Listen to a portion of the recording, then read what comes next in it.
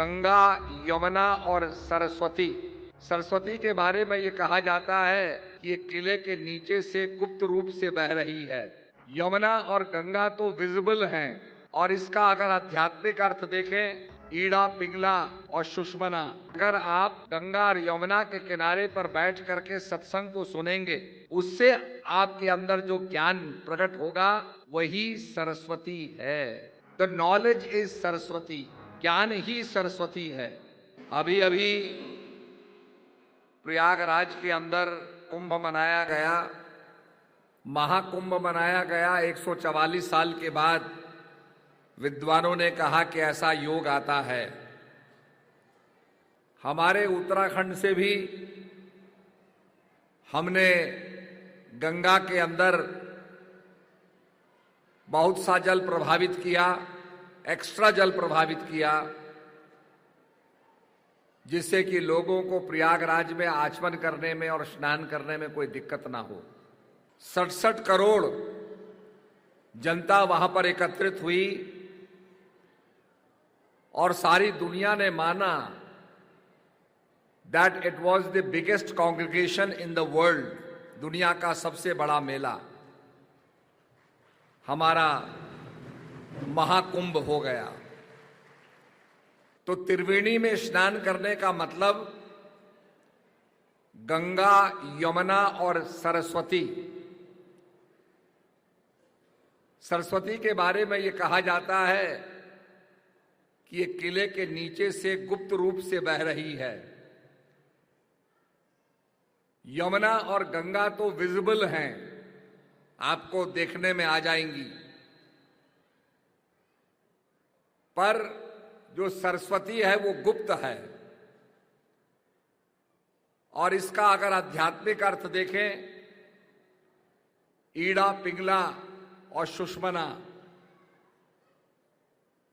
हमारे संतों ने समझाया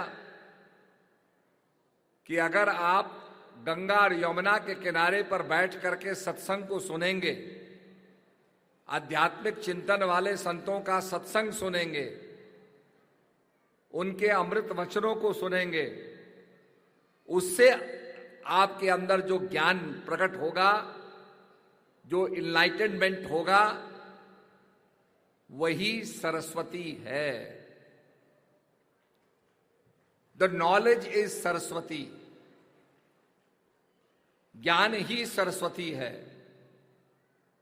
तो ये बात तब समझ में आती है जब हम महापुरुषों के वचनों को सुनते हैं, सत्संग को सुनते हैं। सुन समझहि जन मुदित मन, मज्जहि अति अनुराग, लहे चार फल अछत तनु, साधु समाज प्रयाग।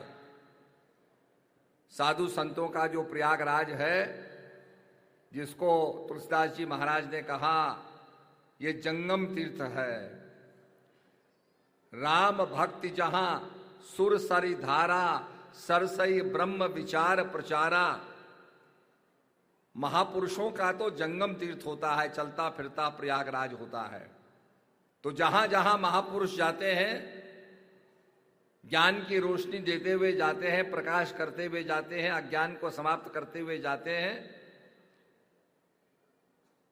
और जो ज्ञान के इच्छुक होते हैं,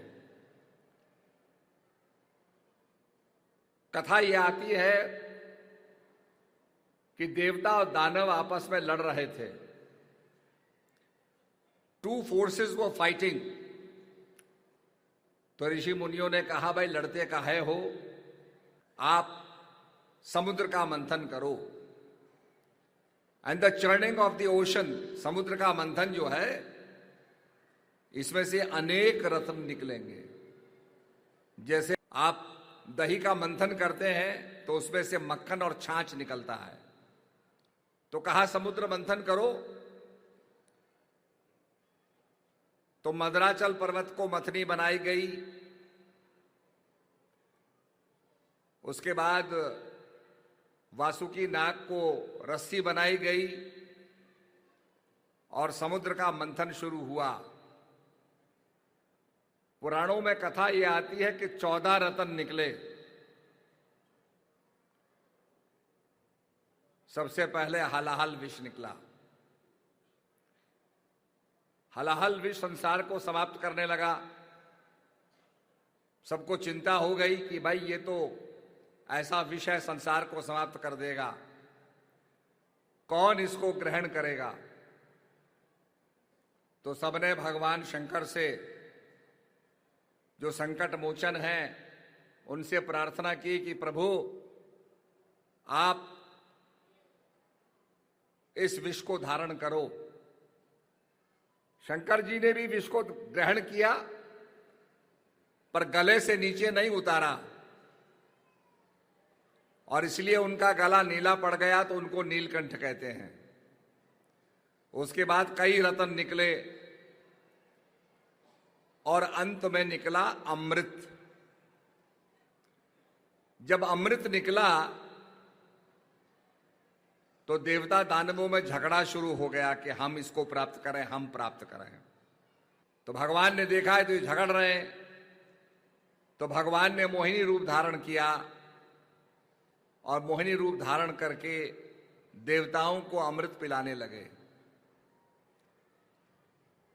तो एक राक्षस ने देखा ये तो पक्षपात कर रहे हैं, तो छुपके वो देवताओं की पंक्ति में चले गया, और इसी झगड़े में 4 बूंदें अमृत की धरती पर गिरी। एक प्रयागराज में गिरी, एक हरिद्वार में गिरी, एक उज्जैन में गिरी, और एक नासिक में गिरी। ये 4 बूंदें जो गिरी हैं, इन्हीं 4 स्थानों पर 12 साल के बाद कुंभ मनाया जाता है। कुंभ का मतलब होता है घड़ा, और घड़े के अंदर जल को इकट्ठा करने की क्षमता होती है। It has the force to contain.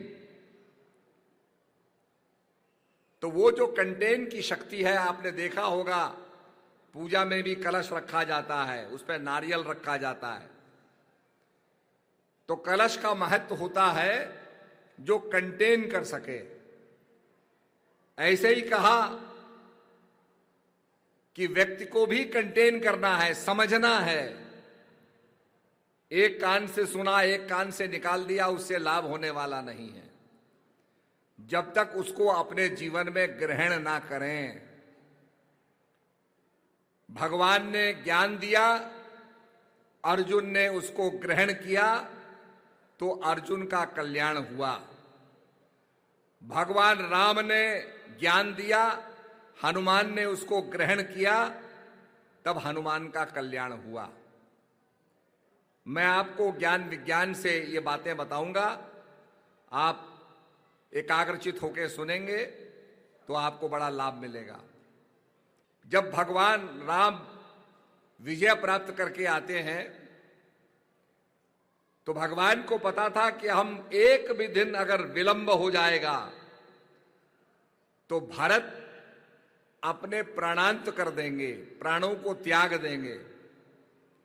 क्योंकि भरत ने कहा, प्रभु 14 साल की समाप्ति के बाद आप विलंब नहीं करेंगे, तत्काल आप लौटेंगे। भगवान लंका की तरफ थे, भगवान ने विजय प्राप्त की, अब लंका से एक दिन में कैसे आ जाएं? तो सोचा गया भाई पुष्पक विमान का उपयोग करो। भगवान उसका उपयोग करते हैं, वानरों के साथ लेकर के, और सब अयोध्या लौटते हैं। लौटने के बाद जैसे आप लोग सत्कार करते हैं, समारोह करते हैं, अभिनंदन करते हैं, ऐसे भगवान ने एक सभा बुलाई, सब नागरिकों को बुलाया एक मैसेज देने के लिए। तो भगवान कहते हैं, और रहूं 100 गुप्त मत, सभी कहूं कर जोर, शंकर भजन बिनहि नर पावे, भक्त न पावे मोर। कि मैं लोगों को एक गुप्त मत बताना चाहता हूं, और वो गुप्त मत क्या है कि शंकर भजन बिनहि नर भक्ति न पावे मोर। बिना शंकर के भजन के कोई व्यक्ति मेरी भक्ति नहीं पा सकता। और भगवान शंकर क्या कहते हैं, उमा कहूं मैं अनुभव अपना, सत्य हरि भजन जगत सब सपना। संसार में क्या है? हरि भजन सत्य है और सारा जगत स्वप्नवत है।